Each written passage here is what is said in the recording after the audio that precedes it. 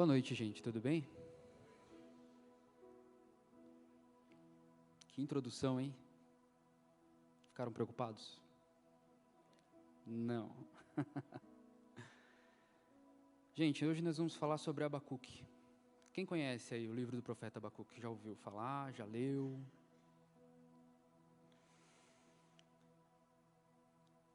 E antes de começar, eu quero dizer para vocês que eu espero que essa palavra faça em vocês o mesmo que ela fez em mim. Eu tinha algo para pregar aqui hoje diferente, mas hoje à tarde, Deus me levou para um lugar novo e uma compreensão diferenciada da palavra dele. E ele me trouxe todo o tema. E enquanto eu estava no quarto e ouvindo o que Deus tinha para falar comigo, algo aqui dentro de mim começou a borbulhar, sabe? Era uma necessidade, eu precisava trazer isso para vocês hoje. Eu sei que algumas palavras podem ser duras e acreditem em mim, eu não tinha a intenção de trazer nenhuma palavra dura hoje, de verdade. Mas eu também creio na construção que a palavra de Deus faz nas nossas vidas. Eu creio que os movimentos que Deus faz, muitos deles não são do jeito que a gente gostaria, mas também trazem crescimento. E eu creio nos processos de Deus. Amém?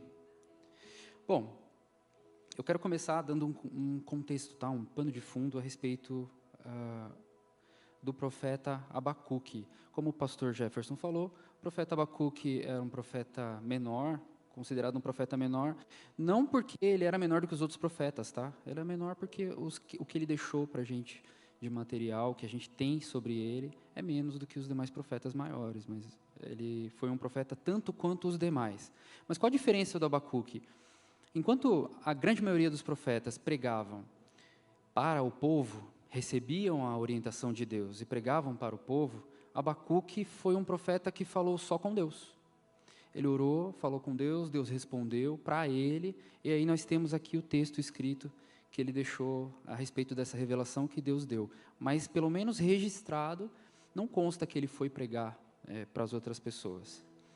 Então, o profeta Abacuque provavelmente era um dos profetas profissionais, né? Ou seja, havia o ofício de profeta naquela época. O que se entende pela maioria dos estudiosos é que ele era um desses profetas. E o que se sabe sobre o profeta Abacuque é o que está escrito no livro dele. A gente não vê outras menções, exceto quando outros escritores da Bíblia citam textos do profeta Abacuque, mas não sobre ele, né? Nós temos pouca informação sobre o caráter do profeta, apesar de que muito do que está escrito mostra para a gente como de fato ele entendia a realidade dele, né? Mas o que a gente sabe é que o seu nome parece derivar de uma origem hebraica e significa abraçar. E isso vai dizer bastante para a gente enquanto a gente estiver compreendendo essa palavra dele. O profeta Abacuque viveu e escreveu esse livro provavelmente entre o ano 612 e o ano 609 a.C. Ele viveu numa época e escreveu tudo isso aqui logo após uma reforma que aconteceu com Josias. Não sei se vocês vão lembrar, mas Josias estava reconstruindo o templo e nas ruínas ele encontrou um livro da lei. E ali ele começou a pregar para o seu povo, o povo foi sendo avivado, houve um avivamento na época de Josias, a gente pode dizer assim. Porém, 28, 30 anos depois, aquele avivamento já tinha acabado e o povo voltou a fazer tudo de novo, desrespeitando a Deus, não cumprindo os seus mandamentos, e por causa disso, se levanta Abacuque, naquele momento onde ele olha para o povo e diz assim: cara, essa galera não entendeu, essa galera já perdeu o foco, esse pessoal já não está mais onde deveria estar, acabou de receber uma revelação, algo novo de Deus, e permanece ainda pecando, permanece desobedecendo. E para dar um contexto do livro de Abacuque, o que acontece aqui? Abacuque olha para Deus e diz: Senhor, até quando eu vou olhar para o lado e ver a violência desse povo, do povo dele mesmo? Até quando eu vou ver a desobediência? Até quando, Senhor? Essa era a pergunta de Abacuque. E aí Deus responde: eu já tenho um plano preparado. Eu vou trazer os babilônicos e eles vão dominar vocês. Essa era a pena do povo de Judá daquela época. E Deus fala isso com uma naturalidade, porque Ele diz assim: olha, eu vou fazer com vocês uma coisa extraordinária que ninguém nunca viu. E quando contarem isso lá na frente, ninguém vai acreditar que isso aconteceu, porque foi muito extraordinário. Aí eu pergunto para você, você recebe uma resposta assim de Deus, o que você pensa? Vai ser, nossa, uma coisa muito boa, né? Meu Deus, Deus vai vir fazer aqui algo excelente para o nosso povo. Mas, na verdade, o que Deus fez foi trazer justamente essa justiça. E Abacuque, depois de entender isso, ele fica perplexo e pergunta para Deus: mas Senhor, o Senhor vai trazer quem para nos dominar? Um povo que é mais ímpio do que nós? Um povo que faz mais maldade do que nós? E Deus responde: sim, esse mesmo. E Abacuque vai entendendo o seguinte, que apesar de haver uma punição para o povo de Judá, a respeito dos pecados que eles estavam cometendo, e essa punição vir através de um outro povo ainda mais pecador, ainda mais ímpio, que não conhecia o Senhor, haveria pena também para esse povo. Então é isso que Abacuque entende. Às vezes Deus usa uma situação ruim, que aos nossos olhos fala: cara, mas está pior do que eu, como assim vai me tocar? Mas a gente nunca pode esquecer que tudo isso, no seu tempo certo, vai ter o julgamento. Tudo isso, no seu tempo certo, vai ter o seu resultado. Então, o povo de Judá foi julgado e subjugado por esse povo, ficou cativo na Babilônia, mas eles também receberam a sua recompensa, né? Receberam o resultado dos seus atos. Então, esse era o plano de fundo. E após, no terceiro capítulo, Abacuque, ele registra um salmo. Alguns chamam de salmo, outros dizem que é um cântico. Ele mesmo, no final do livro, até dá uma orientação ao ministro, né, que vai ministrar aquele cântico que ele escreveu. E esse é o plano de fundo, gente. O livro de Abacuque é curtinho, tem 3 capítulos. Se você quiser ler, é bem rapidinho para ler.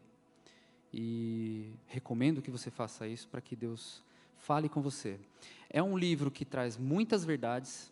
Eu vou trazer 3 pontos, que foi o que Deus tocou no meu coração para compartilhar aqui hoje. Mas tem muitos outros. Eu recomendo mesmo a leitura, recomendo mesmo a meditação no livro de Abacuque. Bom, a primeira coisa que eu queria trazer para vocês hoje é que esse nome, né, abraço, Abacuque abraçou a Deus. Judá estava à beira de um colapso e mesmo assim Abacuque decidiu ouvir a Deus. Então o primeiro texto que eu quero compartilhar com vocês hoje é Abacuque 3:2. Vocês encontraram aí o livro de Abacuque? Encontraram? Então vamos ler ali o capítulo 3, versículo 2, e ele diz o seguinte: tenho ouvido, ó Senhor, as tuas declarações, e me sinto alarmado. Aviva a tua obra, ó Senhor. No decorrer dos anos e no decurso dos anos, faze-a conhecida. Na tua ira, lembra-te da misericórdia. O que me chamou a atenção nesse texto, e é o primeiro ponto, é que Abacuque não ouvia outras vozes. Abacuque, apesar de ver tudo o que estava acontecendo ao redor dele, apesar de ver o seu povo pecando contra Deus, desobedecendo a Deus, ele decidiu ouvir a voz do Senhor. A providência de Abacuque, a primeira coisa que ele fez foi buscar o Senhor. Enquanto todos queriam ouvir outras vozes, Abacuque queria ouvir apenas a voz de Deus. E, gente, isso é muito perigoso. Vocês vão lembrar comigo que Adão e Eva, enquanto ouviam apenas a voz do Senhor, estavam preservados no jardim, estavam junto com Deus e tinham comunhão com Ele diariamente. Mas quando eles decidiram ouvir a voz da serpente, tudo isso mudou e eles se perderam no caminho dele, a queda foi certa. Abacuque, nesse texto que a gente leu, ele foi claro. Ele diz: tendo ouvido as suas declarações. Não foi assim que a gente leu? tem ouvido, ó Senhor, as tuas declarações? Abacuque foi bem claro nesse sentido. E a pergunta e a aplicação para a gente hoje é: quantas vozes nós estamos ouvindo hoje? Quantos amigos têm falado conosco, dando conselhos? Nossa família tem falado conosco, dando conselhos? O Instagram, o TikTok, o YouTube e tantas outras mídias sociais, disputando a nossa atenção, a nossa mente e o nosso coração. Quantas vezes nós não temos dado atenção e ouvido a essas outras vozes e não a voz do Senhor? Gálatas 5, os versículos 16 e 17 dizem assim: digo, porém, andai no Espírito e jamais satisfarei a concupiscência da carne. Porque a carne milita contra o Espírito e o Espírito contra a carne, porque são opostos entre si, para que não façais o que porventura seja do vosso querer. Irmãos, enquanto a gente der ouvido para a nossa carne, enquanto a gente der ouvido para as outras vozes do mundo e não der ouvido ao Senhor, a nossa vida vai continuar sendo quase. Se não for nada, vai continuar sendo quase. Alguns sábados atrás, o pastor estava falando sobre identidade, e ele falou a respeito de ser. E ele disse algo muito interessante, que é nesse sentido de ser íntegro, sabe? Ser 100%, poder bater no peito e dizer, eu sou do Senhor. Infelizmente, hoje é privilégio de poucos poder fazer isso, porque a grande maioria de nós, e não me entendam mal, mas essa mensagem eu estou pregando para a igreja, não estou pregando para o descrente. Muitos de nós têm dado ouvido a outras vozes, e essas vozes vão cauterizando a nossa mente, e fazendo com que nós sigamos preceitos do mundo e não mais os preceitos de Deus. Vai por mim, eu sei o que eu estou falando. Eu também ouço essas vozes. Mas a nossa decisão deve ser por ignorá-las, porque elas estão falando cada vez mais alto. Sabe, não é como se a gente conseguisse tapar os ouvidos e não ouvir mais nenhuma dessas vozes. Mas é por ouvir e decidir não seguir essas vozes. Esse é o ponto. Quem tem falado ao seu coração? O que tem tomado a sua atenção? E o que tem tirado a sua atenção das coisas de Deus? Pergunta isso para si mesmo agora. Se você não quiser pensar muito, tenta lembrar o que você faz depois das 10.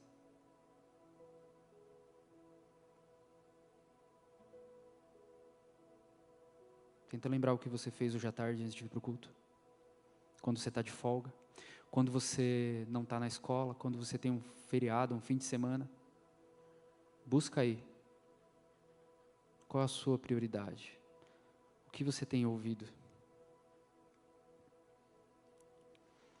Mateus 18, 8 e 9 diz assim: portanto, se a tua mão ou teu pé te faz tropeçar, corta-o e lança-o fora de ti. Melhor é entrares na vida manco ou aleijado, do que tendo 2 mãos ou 2 pés, seres lançado no fogo eterno. Se um dos teus olhos te faz tropeçar, arranca-o e lança-o fora de ti. Melhor é entrares na vida com um só dos teus olhos, do que tendo 2, seres lançado no inferno de fogo.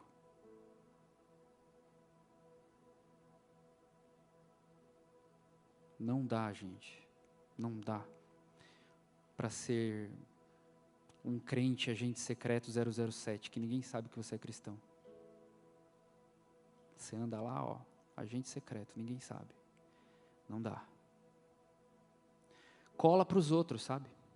A pessoa não percebe mesmo. E cola na igreja também, porque afinal de contas, muitas vezes a gente só convive com o pessoal da igreja na igreja. Cola também, mas não cola com Deus. Com Ele não cola. Quais vozes você tem ouvido? Não se perca, igreja. Volte os seus olhos para o Senhor. Volte os seus ouvidos ao Senhor. O mundo está falando tanto e tão alto como nunca antes. Não entregue os seus ouvidos, os seus olhos, o seu coração a Ele. Abacuque 2:1.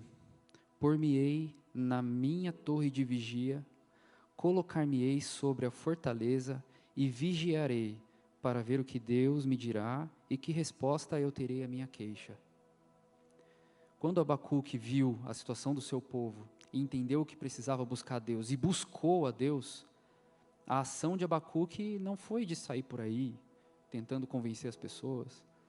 A ação de Abacuque também não foi pedir conselho para os outros, comentar, não foi isso.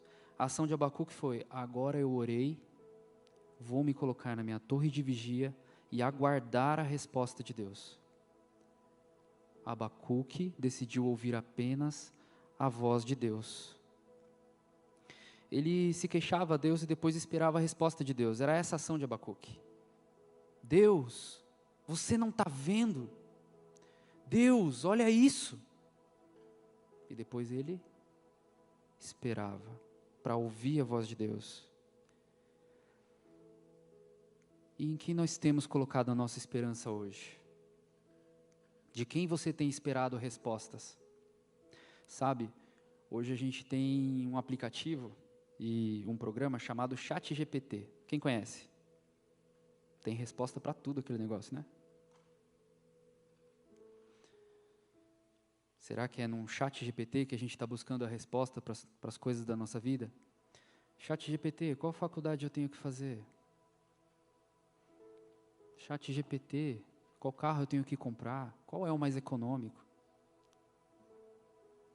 Eu viajo para morar naquela cidade ou eu permaneço aqui na minha cidade? A gente faz essas perguntas, né? Será que a gente tem colocado a nossa esperança em uma inteligência artificial? Porque não se enganem, gente. Cada época do mundo, cada fase da humanidade tem seus deuses.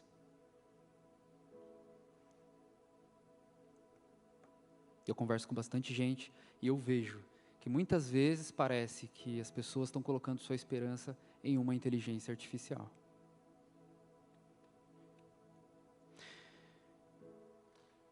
De quem você tem esperado respostas?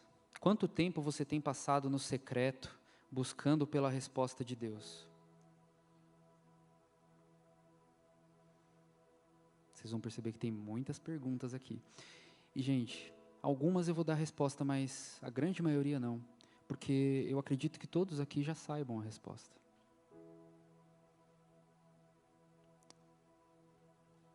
Quando você ora, você espera a resposta de Deus?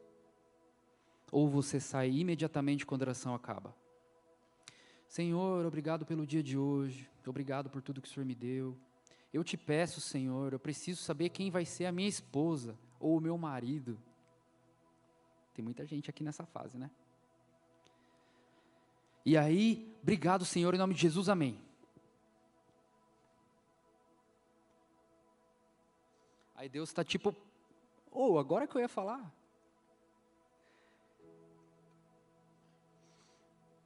A oração é uma conversa. A oração é um diálogo. A oração tem duas pessoas. É você para com Deus, mas é Deus para com você também. O seu tempo de oração é um momento de conversar com Deus. É uma conversa de dois lados, um fala, o outro ouve. E daí, para não ser um monólogo, o outro fala e o um ouve. Precisa acontecer esse processo. Se você tem saído rapidamente das suas orações, provavelmente você tem perdido coisas e as respostas que você tem buscado. Muitas vezes o tempo no secreto não é falando, é ouvindo. Mateus 6,6 diz assim: Tu, porém, quando orares, entra no teu quarto, e fechada a porta orarás a teu pai que está em secreto, e teu pai que vem em secreto te recompensará. Quem já conhecia esse texto? Onde está Deus? Em secreto. Orarás a teu pai que está em secreto, e teu pai que vem em secreto te recompensará. Sabe, às vezes a gente vai para o nosso quarto de oração, para nosso lugar secreto, e a gente não sente nada. A gente ora, fala com Deus, espera para ver o que Ele tem para falar, para a gente não ouve. Mas eu tenho aprendido que não é sobre o que a gente sente. Esse texto é bem claro. Ele diz o quê? O seu pai que está em secreto te recompensará. O seu pai que vê em secreto te recompensará. Quando você vai para o secreto, não é para você ver Deus, sentir Deus. É para que Deus veja você. É isso que a palavra diz. Você não vai para o secreto para sentir Deus, você vai para o secreto para que Ele te veja. E às vezes a gente não sente nada, mas não é sobre sentir. Às vezes a gente não ouve nada e não é sobre ouvir. É sobre Ele. É sobre Ele te ver. Por isso é tão importante você ter esse tempo no secreto. E quando Deus falar com você, ouça e obedeça. Esse era o clamor de Abacuque. Esse povo não te obedece. Até quando? Tenha seu tempo no secreto, ouça a voz do Senhor e obedeça. Não vai fazer igual Jonas. Vocês viram a consequência, né?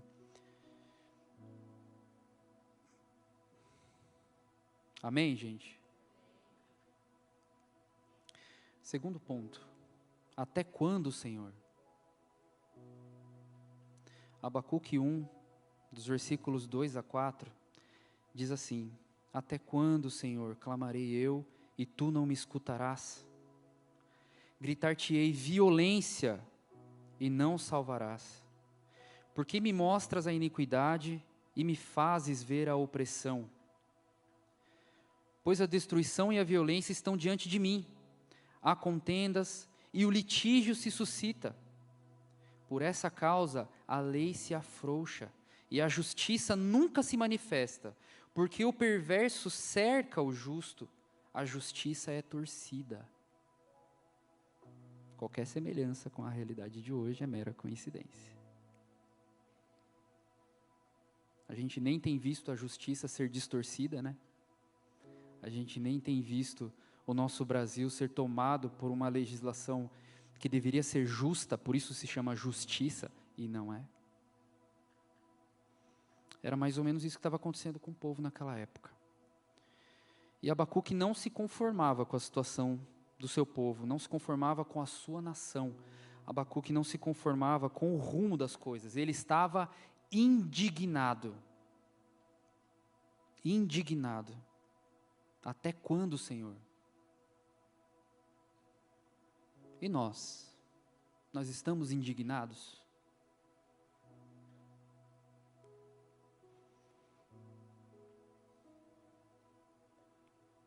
Nós estamos conformados. Nós nos acostumamos a viver uma vida no mundo, uma vida legal. Sabe, esses dias eu vi um filme e era um detetive que estava procurando quem era um assassino. E ele descobriu quem era. E ele foi até a casa desse cara enquanto ele estava fora, entrou, mexeu em tudo. Ele não conseguiu encontrar nada que evidenciasse que era ele, mas ele tinha certeza absoluta que era ele. Certeza absoluta. Só não achou uma evidência. E quando ele estava saindo da casa, ele tropeçou. Era uma casa numa montanha. Ele tropeçou e caiu. E ele saiu porque ele ouviu o barulho do dono chegando, que era o assassino. E esse dono olhou e falou: Oi, pois não? Ah, não, eu estava caminhando por aqui, caí, mas eu estou indo embora já. E o cara: não, mas Entra aqui, vamos conversar um pouquinho. Não, é que eu tenho um compromisso lá. Louco para sair da mão daquele cara, porque ele sabia que era o assassino. Não, mas entra aqui, eu quero te falar uma coisa. Aí ele fica numa situação difícil, porque ele está do lado da casa de um cara, ele sabia que o cara talvez tinha percebido que ele tinha entrado, e aí ele vai. Ele entra na casa desse cara, o cara pega lá uma arma, aponta para ele e fala, agora você vai comigo até lá embaixo, num lugar que só eu tenho a senha, o acesso, e que ele não tinha como saber que existia aquilo lá.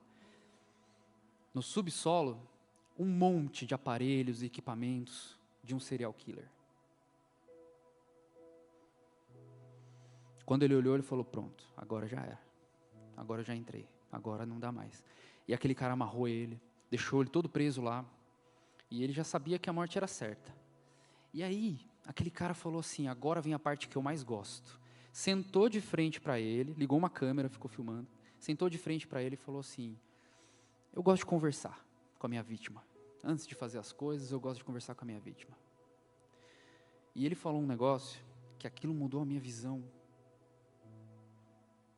Para sempre, assim, eu acho que eu vou levar isso comigo. Ele disse, sabe, eu já matei centenas de pessoas.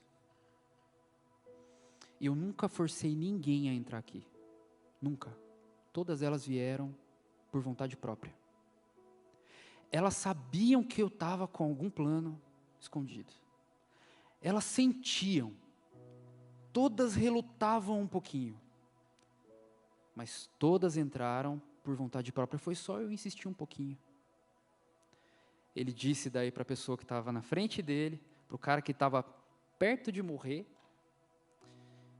E ele falou assim, sabe o que eu aprendi? Que o medo da rejeição social é maior do que o medo da morte. Cara, eu ouvi aquilo, me deu um estalo. Falei, Senhor, é isso. A nossa nação está vivendo isso. Pelo medo de rejeição, pelo medo de não ser aceito num grupo, pelo medo do que as pessoas vão pensar de mim, eu entro na casa do assassino. Eu sei que ele é mau. Eu sei o que ele vai fazer se eu entrar. Mas eu entro, porque senão eu não vou ser legal. Senão vai ser chato, né? Ah, vou recusar. Ah, é chato falar não, né?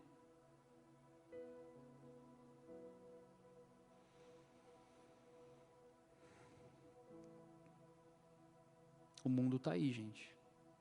Ele está buscando a quem ele possa tragar. Não pense que o diabo brinca de ser diabo. Não pense que o seu inimigo brinca de ser um inimigo. Ele nunca brinca. O que ele mais tem é paciência. Não pense que ele vai aparecer para você um dia e vai dizer, olha, mate aquela pessoa. Você não vai fazer isso. Você é um crente, você é cristão, você está dentro da igreja. Não vai simplesmente matar uma pessoa. Mas ele vai começar aos poucos. Ele vai vir devagarzinho, tentando dominar você. Coisa por coisa. Até chegar uma hora que você já fez tantas coisas que não devia, que mais um passo não vai fazer muita diferença. Ele tem paciência. É um ser milenar. O que ele mais tem é paciência e tempo.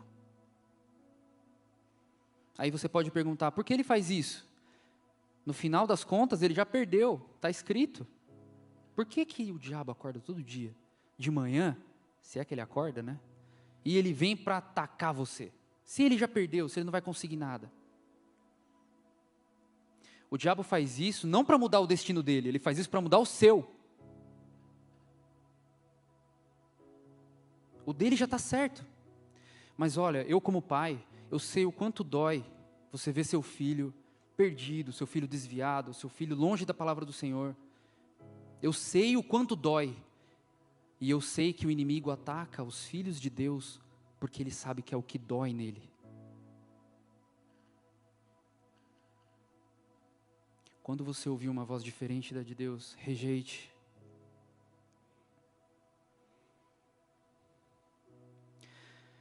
Sabe, a gente vem nos nossos cultos aqui, bacanas, a igreja toda arrumada, os nossos pastores são uma bênção, nós temos louvores lindos, nós temos mensagens bem escritas, nós temos pregadores excelentes,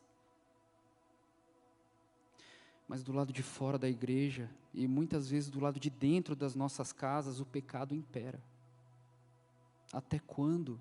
É a pergunta de Abacuque, até quando? Cadê os verdadeiros adoradores que o adoram em espírito e em verdade? Até quando? Ou é ou não é. Quem não ajunta, espalha.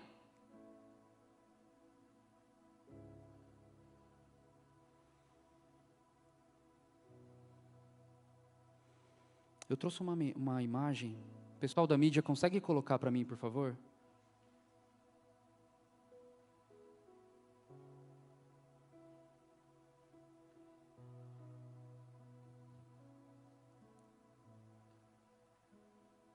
E aí?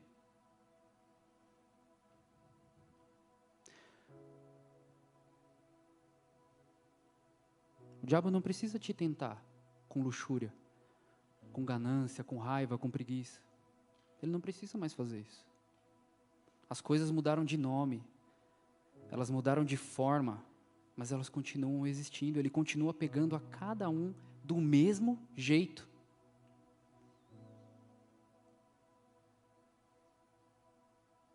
Quem usa pelo menos 3 desses aplicativos aqui?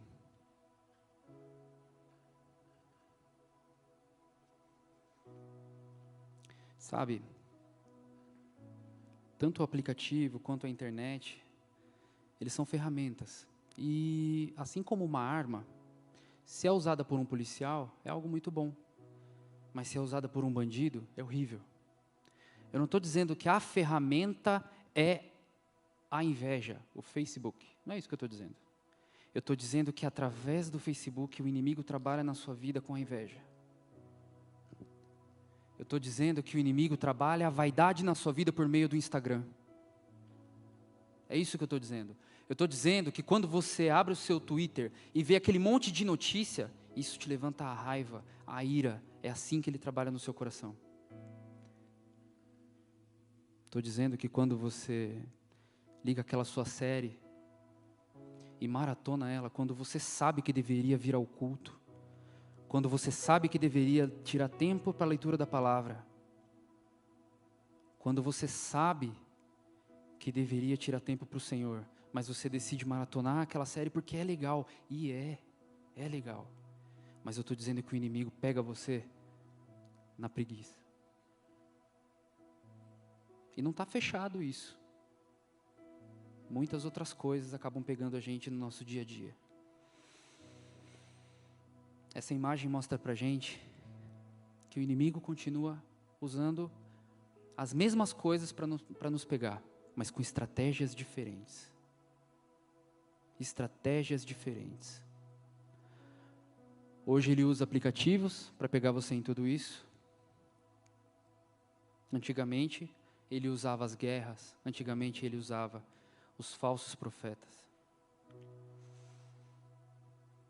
Antigamente ele pedia para alguns de seguidores de outros deuses pegar seu filho recém-nascido e colocar no colo de uma estátua de bronze fervente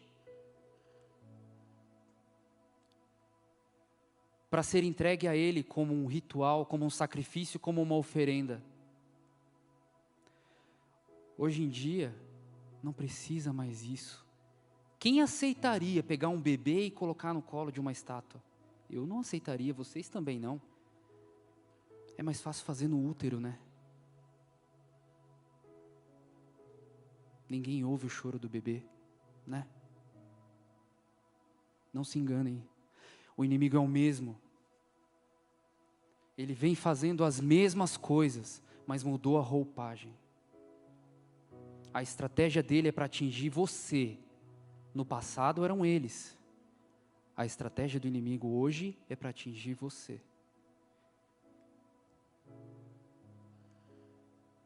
Quantas vezes nós presenciamos a injustiça e somos coniventes? Quantas vezes sequer oramos sobre isso? Uma pessoa é roubada. Quantas vezes a gente ora pelo cara que foi roubado perto da nossa casa? Senhor, coitado, devolve para ele. Quantas vezes a gente ora porque a gente foi roubado? Às vezes a gente nem ora.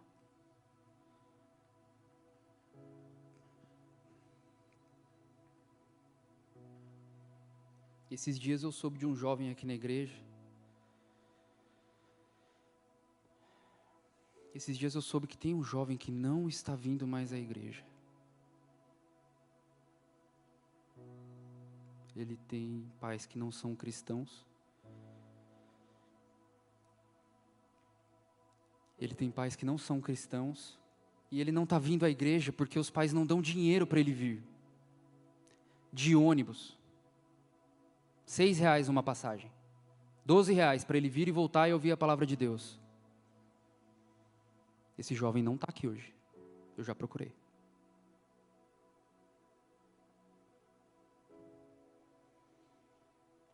Que igreja linda. Que igreja maravilhosa. Que louvor lindo. E o jovem se perdendo por causa de R$12.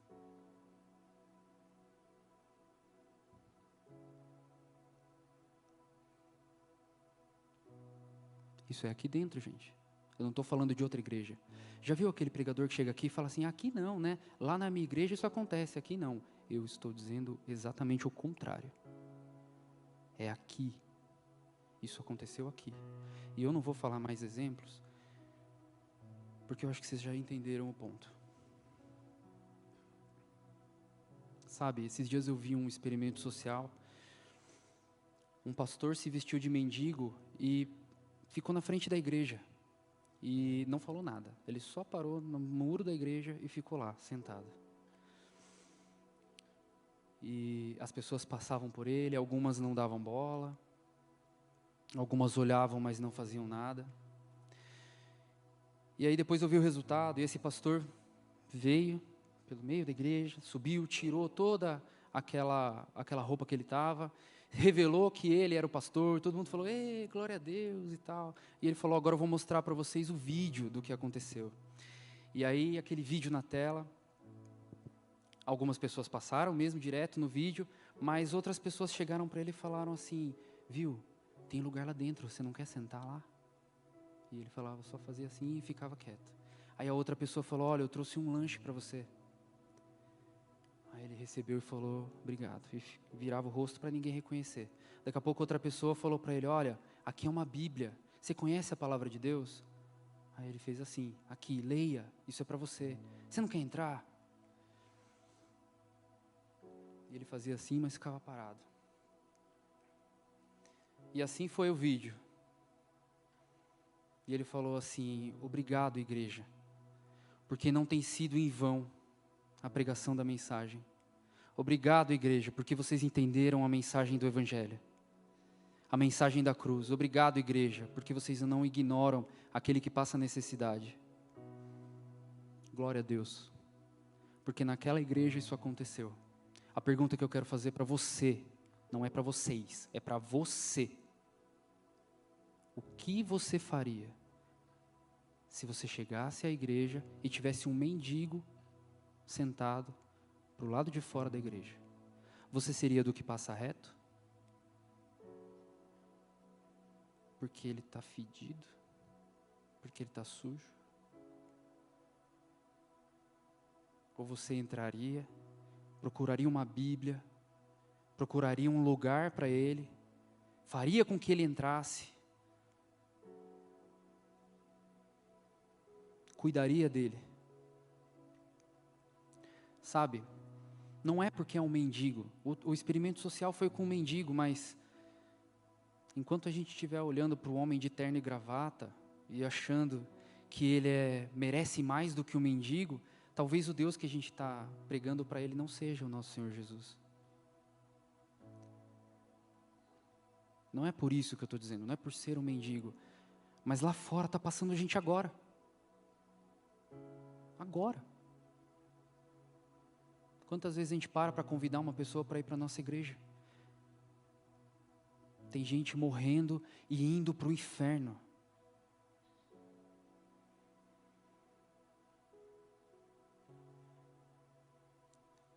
Nós estamos orando pelo nosso país? Nós estamos orando pelo nosso presidente? Eu não concordo com muita coisa desse presidente, mas ele é o nosso presidente. A palavra de Deus diz para nós orarmos pelas autoridades. Nós oramos para que Deus o abençoe, para que ele, por consequência, abençoe a nação? Ou a gente só sabe falar mal, criticar?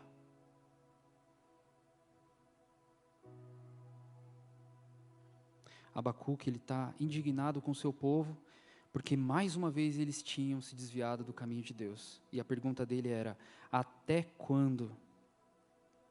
E hoje eu pergunto, até quando? Até quando nós vamos pensar só em nós mesmos?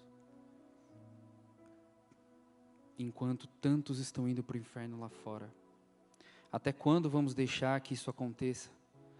Até quando nossos jovens vão sair da igreja porque não tem dinheiro para passagem de ônibus?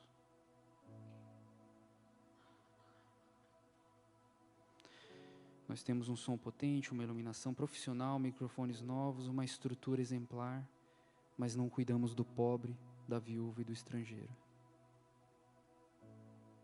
Se isso não gera indignação em você, se isso não te dá um embrulho no estômago, eu não sei mais o que vai dar.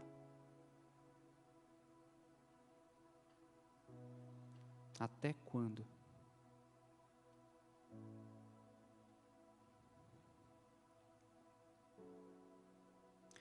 O terceiro ponto, para a gente fechar, está lá em Abacuque 3, versículos 17 e 18.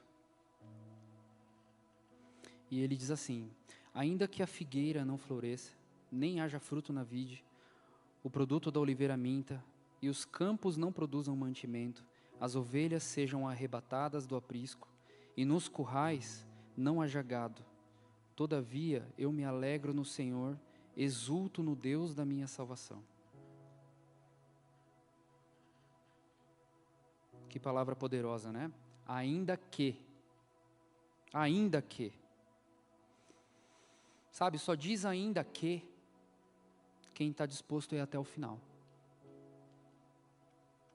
Quem consegue olhar para o que está acontecendo agora e pensar, ainda que isso esteja acontecendo, todavia eu me alegrarei no Senhor, o Deus da minha salvação.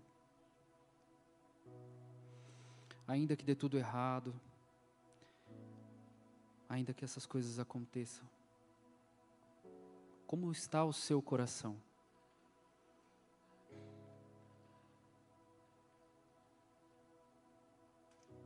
Seu coração bate, ainda que.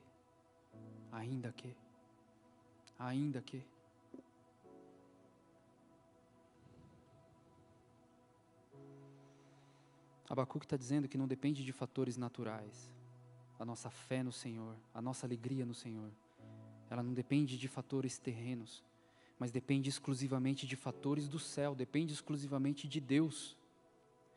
Quantas vezes nós olhamos para os lados e não vemos saída, não vemos solução?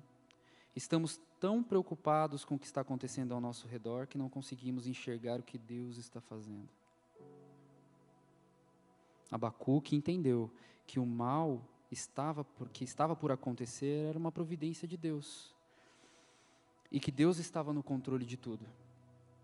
Ele entendeu que mesmo quando as coisas parecem não ter solução, aí é justamente quando a fé deve se fortalecer. É justamente quando a gente não vê a solução. A fé é a certeza das coisas que não se veem. É aí que a fé deve se manifestar.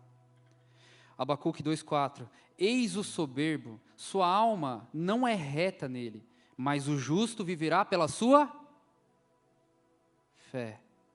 Sabe, lembra que eu falei que Abacuque não é citado nos outros livros, né? O profeta Abacuque, mas alguns textos seus são. Esse é um. Romanos 1,17. Visto que a justiça de Deus se revela no Evangelho, de fé em fé, como está escrito, o justo viverá pela fé. Gálatas 3,11. E é evidente que pela lei ninguém é justificado diante de Deus, porque o justo viverá pela fé. Hebreus 10,38. Todavia o meu justo viverá pela fé, e se retroceder, nele não se compraz a minha alma. Essa vida que ele cita, viverá pela fé, além de uma vida aqui, que significa andarmos na fé, não nos afastarmos da fé, além dessa vida aqui, é a vida eterna pela fé. O justo viverá pela fé, é somente pela fé.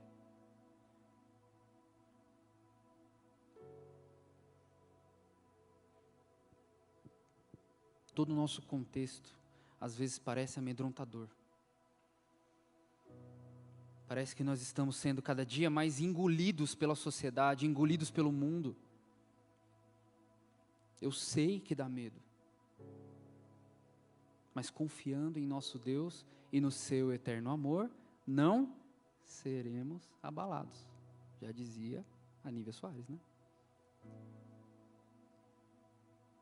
Nós precisamos ter fé, ainda que as coisas não estejam como a gente espera, ainda que as coisas não sejam do jeito que a gente gostaria, ainda que as coisas não deem certo, ainda que a nossa escola não dê certo, ainda que a nossa faculdade não dê certo, ainda que o nosso trabalho seja ruim, ainda que a nossa família não nos aceite, cristãos como nós somos, como aquele garoto é, sucumbido pela família nesse momento, ainda que a vida financeira não esteja bem, ainda que os nossos amigos virem a cara para nós quando a gente disser, sim, eu sou cristão, sim, eu sou cristão, eu não aceito essas coisas que vocês dizem, porque entrar na brincadeira é fácil, gente, entrar na brincadeira é fácil, começa uma zoação aqui, uma piadinha ali, quando você vê, cara, você já entrou, é fácil de entrar, mas é difícil de sair depois. Eu sei como é isso. E quando você tenta dar uma parada, gente, pera, agora passou? Lá o crente. Ontem você estava falando isso daí com a gente, agora vai vir com essa? Não dá para ser mais ou menos. Não dá. Ainda que os nossos relacionamentos acabem, ainda que os nossos sonhos sejam trocados pelos sonhos de Deus, e que não era o que eu sonhava para a minha vida. Eu queria ser engenheiro, queria ser médico, mas Deus me chamou para outras coisas. Ainda que as nossas metas não se concluam, ainda que os nossos planos deem errado, ainda que os nossos projetos sejam totalmente mudados, todavia eu me alegrarei no Senhor, no Deus da minha salvação. Quantos podem dizer isso comigo? Ainda que tudo dê errado, todavia eu me alegrarei no Senhor, o Deus da minha salvação. Os músicos podem vir.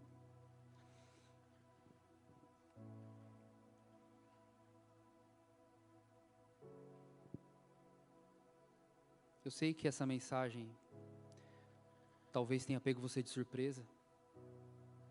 Eu sei que talvez eu tenha sido um pouco duro em algumas palavras, mas como eu falei para vocês, antes de vir aqui ministrar para vocês, Deus ministrou aqui, ó. E não pensem que eu estou dizendo isso num sentido tipo assim, Deus ministrou e aí deu tudo certo. Não foi isso que aconteceu. Não foi isso que aconteceu. Quando Deus começou a falar comigo sobre tudo isso, eu não conseguia ficar em pé. Tamanha a vergonha que eu senti. Sabe o rapaz dos R$12 do ônibus? Eu sou dessa igreja também. Eu poderia ter ajudado. Já ouviu aquela expressão, se arrependimento matasse?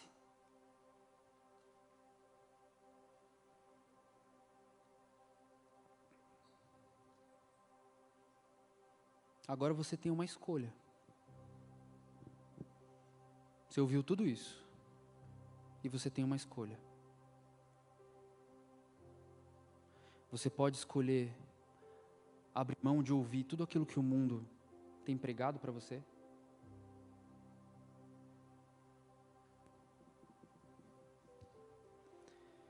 Você pode abrir mão de amizades que você sabe que estão te levando para o lugar errado.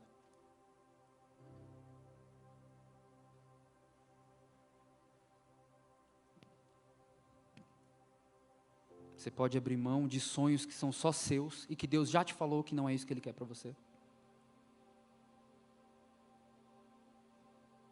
Relacionamentos que você sabe que não é a pessoa. Ou você pode fingir que não ouviu nada, voltar para sua casa feliz. Semana que vem tem culto de novo às 19 horas. Você da internet aí está convidado também, pode vir, tá bom? Bem tranquilo. É uma escolha. A vida com Deus é uma escolha. E deixa eu te contar, custa tudo. Não custa só um pouco. Custa tudo. Nós vamos cantar essa canção. E eu quero chamar aqui na frente 3 grupos de pessoas.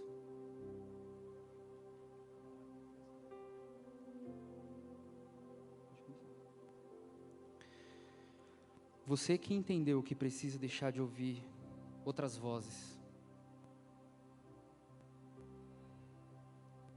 Você que tem ouvido outras vozes. Eu não estou dizendo que você não ouve a voz de Deus, mas você também tem ouvido outras vozes.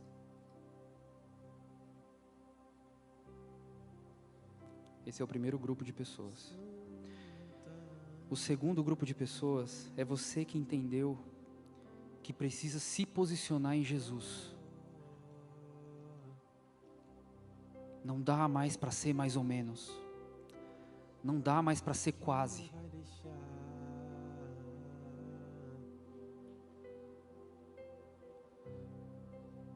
E o terceiro grupo de pessoas é para você que entendeu que precisa de fé para se alegrar no Senhor, independente das circunstâncias.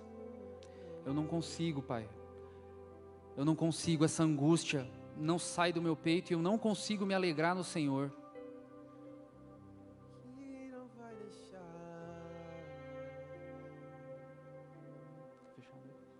Você que está aqui na frente, olha aqui para mim rapidinho. Levanta a sua cabeça, mesmo chorando, ranhento, não tem problema. Só olha para mim aqui. A pergunta de Abacuque foi: por que o Senhor me faz ver a iniquidade? Você tem que fazer essa pergunta para Deus agora. Por que Deus te faz ver a iniquidade, Gabi?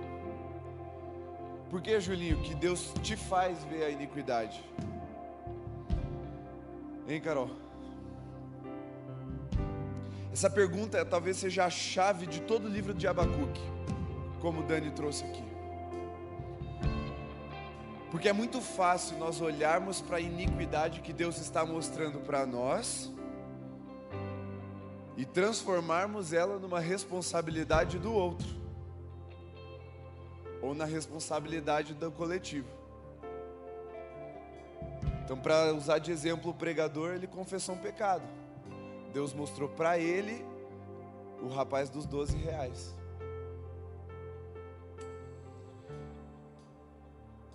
E o que você vê de iniquidade ao seu redor não é para você coletivizar e não é para você jogar a responsabilidade para o outro. Seja uma iniquidade pessoal, você é o praticante da iniquidade, Deus tem trazido isso à tona, ou seja uma iniquidade externa ao seu redor, que você pode ser uma resposta, que você pode ser uma solução. É um detalhe entre você sair daqui dessa noite com um senso de responsabilidade que vai te transformar, ou transformar a sua postura diante da iniquidade, ou você sair daqui rendido a um pecado capital como a ira, que foi o que estava ilustrado ali no Twitter. Sabe qual é a diferença entre um homem e uma mulher de Deus e um twitteiro?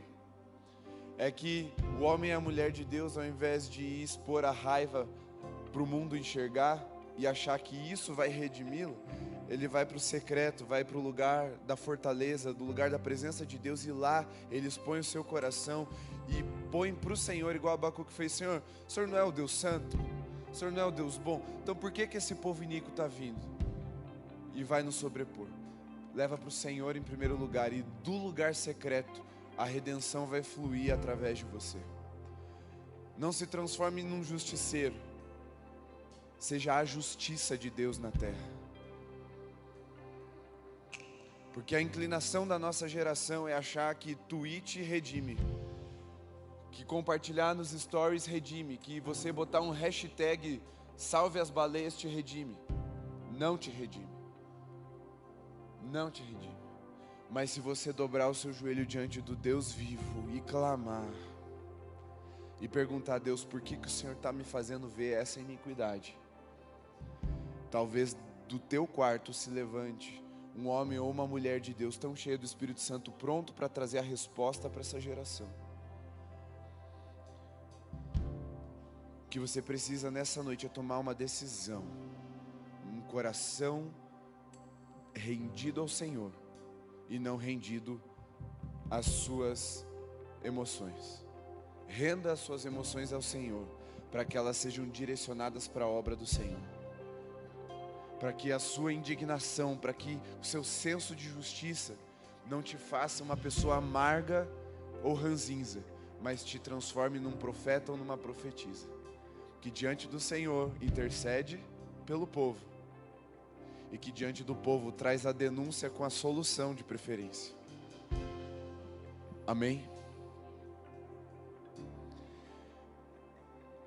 Mas o chamado final dessa mensagem, eu quero que todos prestem bem atenção, que o Dani enfatizou perfeitamente com essa música.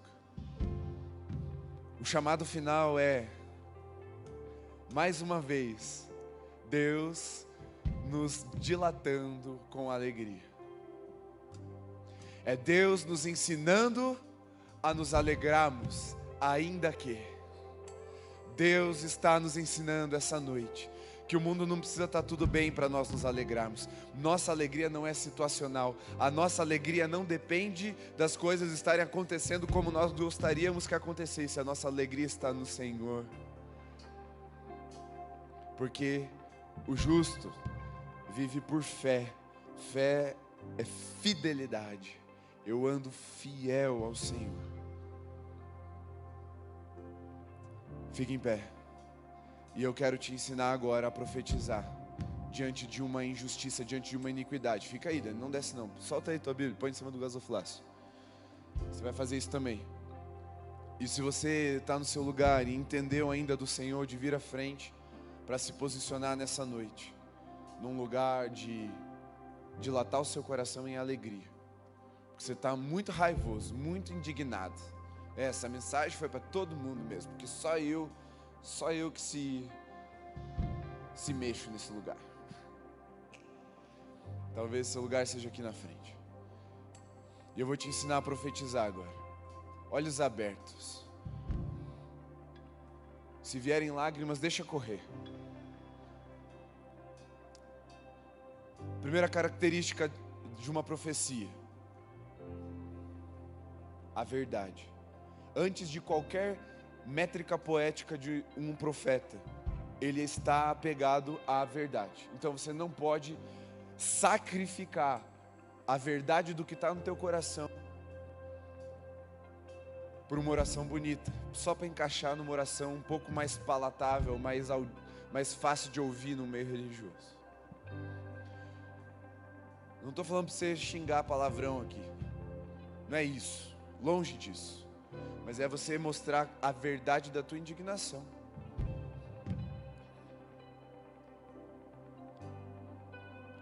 E às vezes o pastor fala assim: faz cara de profeta. E você não faz a menor ideia de como é a cara de um profeta, né? Você fica tipo, que é isso? A cara de um profeta é um rosto sem máscara. Não é a fisionomia que você aparenta, não é como você ajusta a tua sobrancelha. Mas se você vai interceder com alegria, abre um sorriso. Se você vai interceder com lágrimas, chore. Se você vai interceder em tom de guerra, guerreie. Não abra mão da verdade. Não abra mão da verdade, porque o Senhor não vai considerar nada profético que não tenha sido fundamentado na verdade. Então qual é a verdade que te indigna nessa noite? Olha para o teto e como se você estivesse olhando para o trono do Senhor agora. Se você quiser usar a sua imaginação, use, mas você nem precisa disso. Você pode só olhar para o teto mesmo, na posição de quem reconhece que está diante de um Deus Altíssimo. Fala agora para Ele, mas fala, abre a sua boca e fala. Qual é a tua indignação? O que é que te indigna? Mostra para o Senhor agora. Se é com as suas lágrimas, se é com as suas palavras, se é com o seu sorriso, algo que você quer apresentar diante do Senhor. Qual é a profecia agora? Qual é a sua intercessão profética?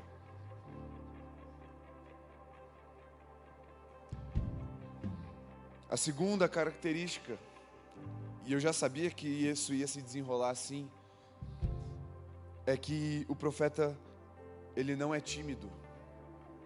Ele está diante de um Deus santo e ele fala assim: Senhor, o Senhor não é santo, não?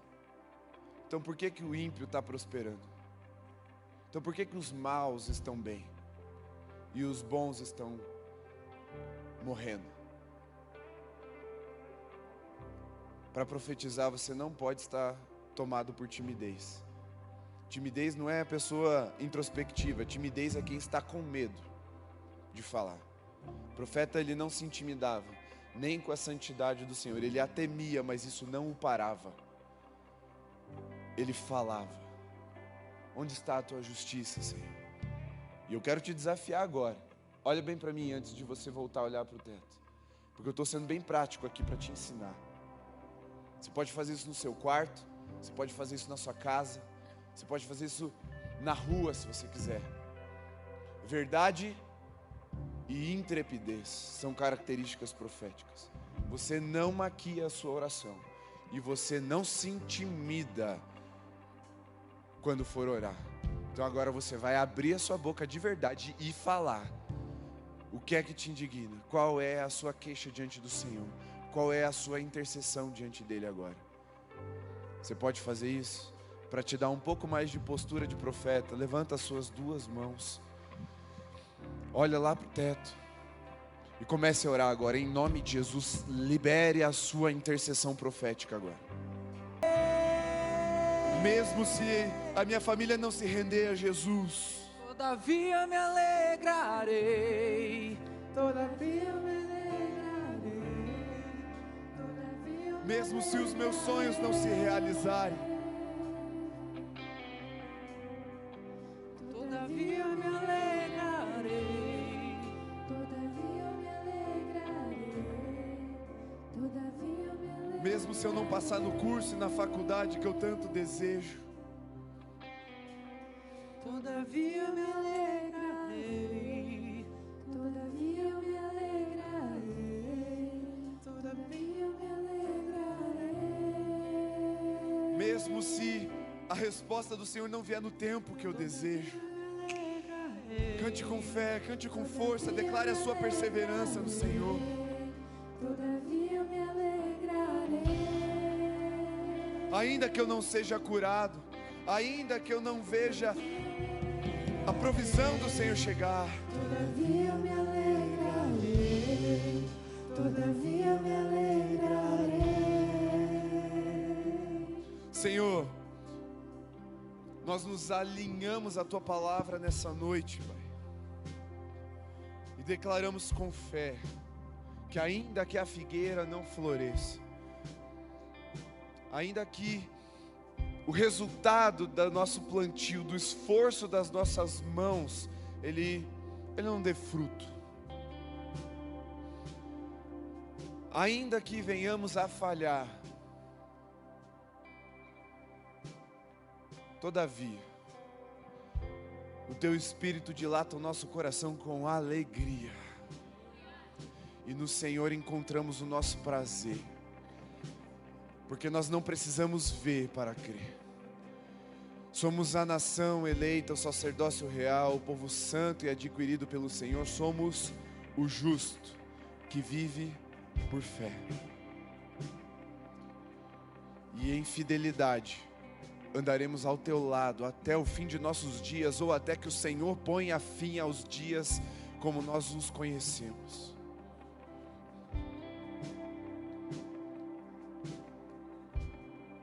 Senhor, eu declaro sobre essa geração o espírito do remanescente, que não se dobra diante de outros deuses, que não se curva diante da cultura dessa era. O espírito do remanescente, sobre o qual o Senhor derrama o teu espírito e faz prevalecer em fidelidade contra todas as adversidades. Que eles sejam os que perseveram até o fim, que nós sejamos dos que perseveram até o fim. Para que no fim, nós encontremos a coroa da vida que nos foi prometida. Gera em nós esse senso de alegria e responsabilidade no Senhor. Em nome de Jesus. Amém. Amém, Nico? Amém. Glória a Deus. Você pode se assentar.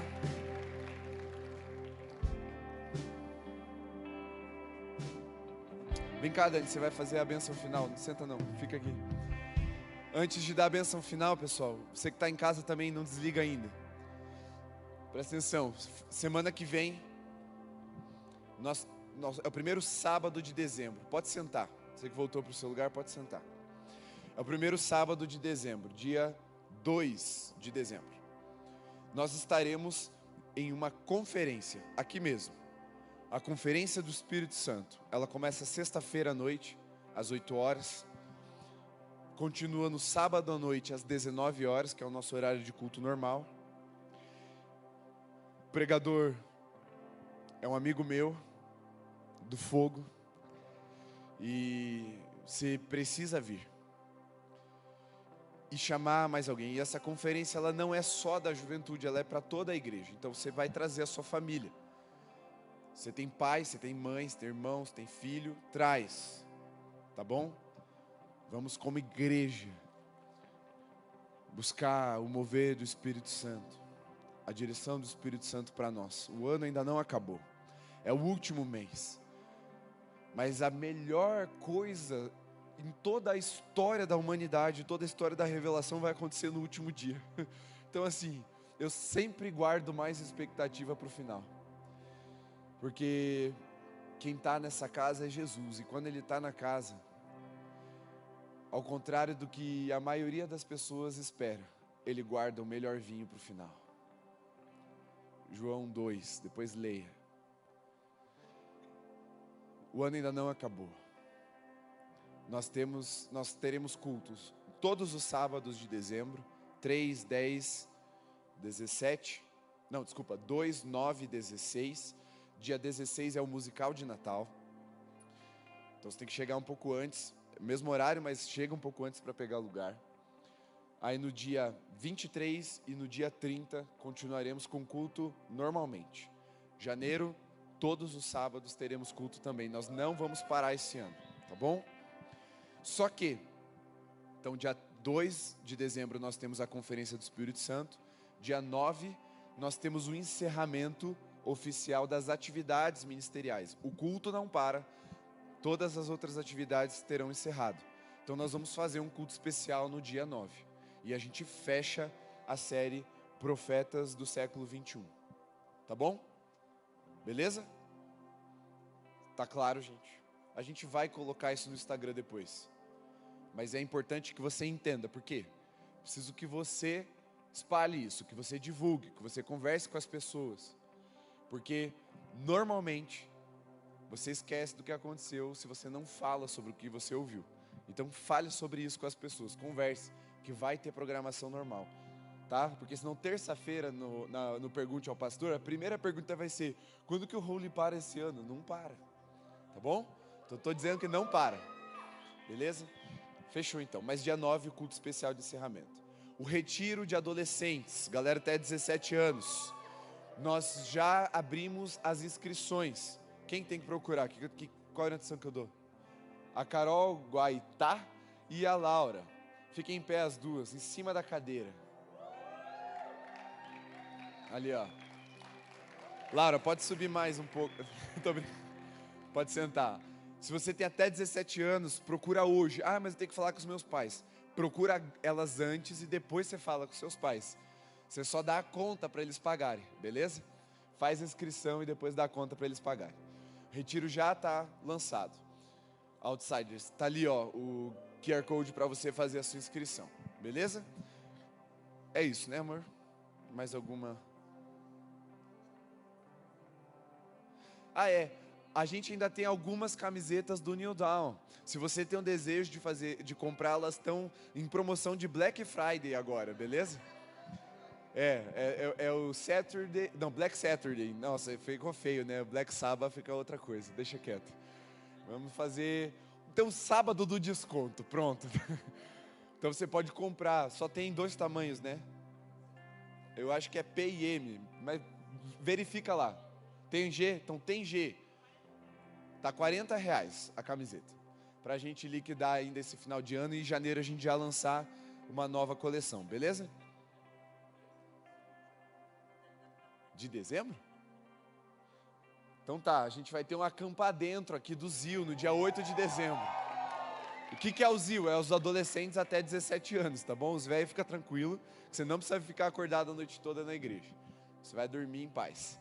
Mas os adolescentes vão poder passar aí. Como que faz a inscrição? Não vai ter inscrição, é só chegar? Então você é maluco, mas beleza. Deus abençoe você que estava nos acompanhando de casa. Nós encerramos aqui a nossa transmissão. Fique em pé, coloque suas mãos assim, como no ato de quem recebe. Dani, dá a benção, encerra o culto aí pra gente.